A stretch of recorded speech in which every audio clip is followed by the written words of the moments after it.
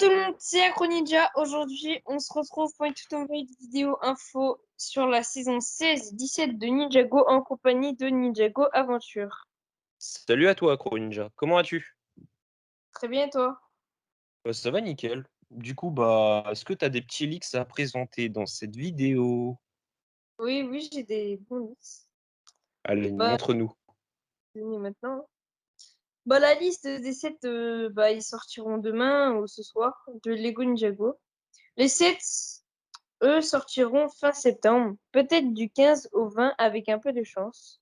La saison 16 est d'ores déjà est disponible dans les fichiers de Lego, mais malheureusement, on ne peut pas le prouver dans cette vidéo pour éviter tout licenciement de la personne qui a divulgué ces fuites. Le doubleur anglais de Shadow est Acronix en studio pour la saison 17, mais il peut aussi doubler un de ses anciens personnages ou un nouveau personnage comme Thunderbox.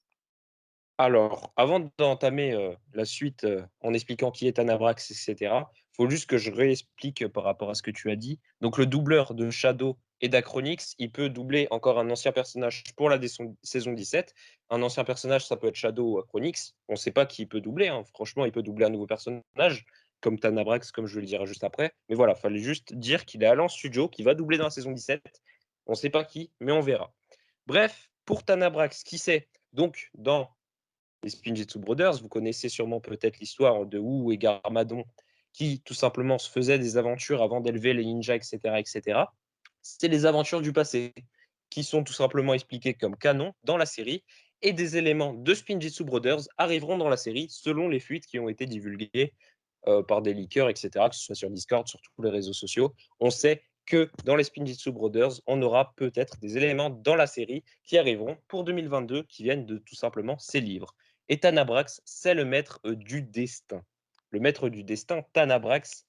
Tanabrax, lui, c'est quelqu'un qui apparaît donc dans le deuxième volet de Spinjitzu Brothers, si je ne me trompe pas. Après, là, actuellement, je ne sais pas s'ils sont encore sortis ces livres, mais en tout cas, c'est le maître du destin.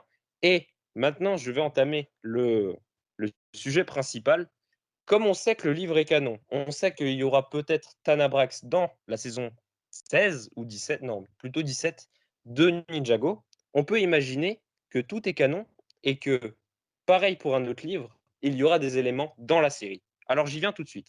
Donc, dans le livre des éléments qui est sorti récemment en France, on a tout simplement vu qu'à la fin, dans l'épilogue de ce livre, qui est donc canon, on sait tout simplement qu'en 2022, il y aura de nouveaux maîtres élémentaires et pouvoirs élémentaires. Alors, s'il y a des nouveaux pouvoirs élémentaires, s'il y a peut-être l'apparition d'un maître du destin, le nouveau pouvoir élémentaire qui apparaîtra en 2022 et peut-être d'autres pouvoirs élémentaires, ce sera le maître du destin, Tanabrax, qui sera tout simplement un nouvel ennemi de Wu, enfin un ancien ennemi de Wu, oui, pour le coup, comme Acronix à l'époque, et ce serait tout simplement son apparition pendant la saison 17, et ce sera le méchant principal.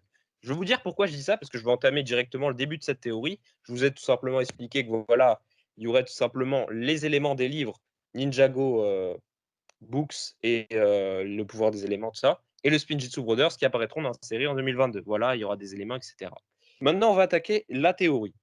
Donc, le maître du destin, Tanabrax, peut choisir les destinées, ce qui expliquera en 2022 le voyage entre les royaumes qui a été leak récemment sur Discord, sur tous les réseaux sociaux.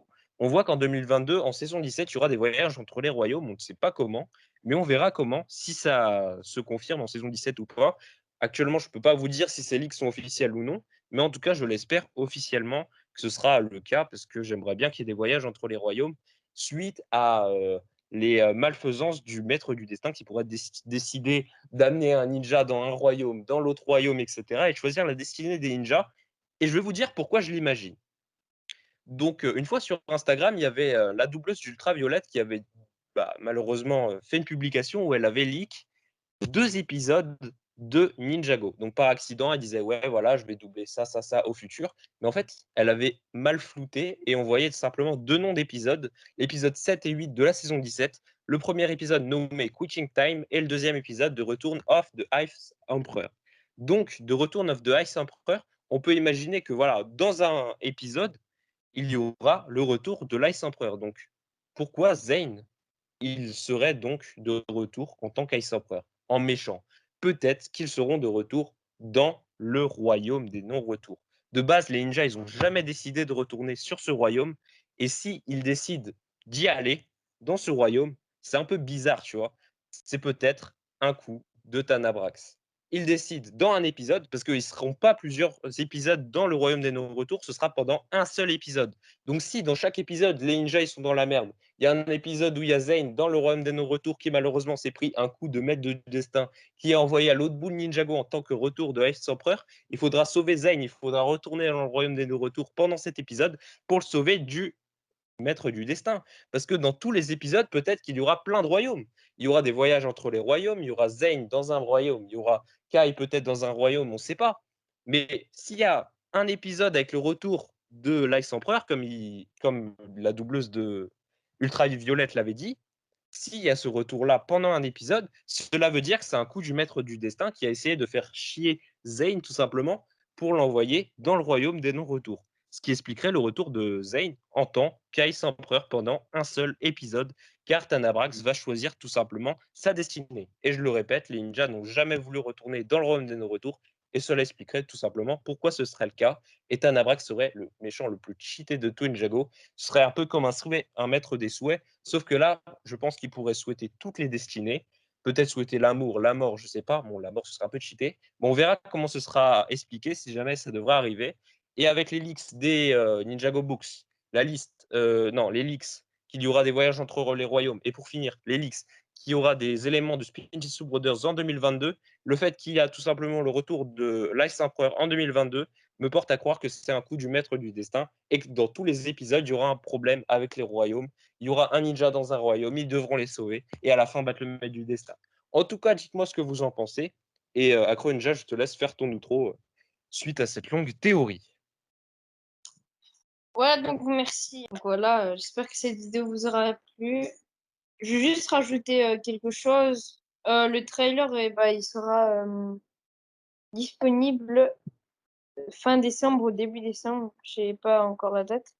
Mais bref, sur ce, je vous laisse avec ça. C'était Aqua Ninja et Ninjago Aventure. Ciao, Ciao tout le ciao. monde. Allez, ciao. Bye. Bye.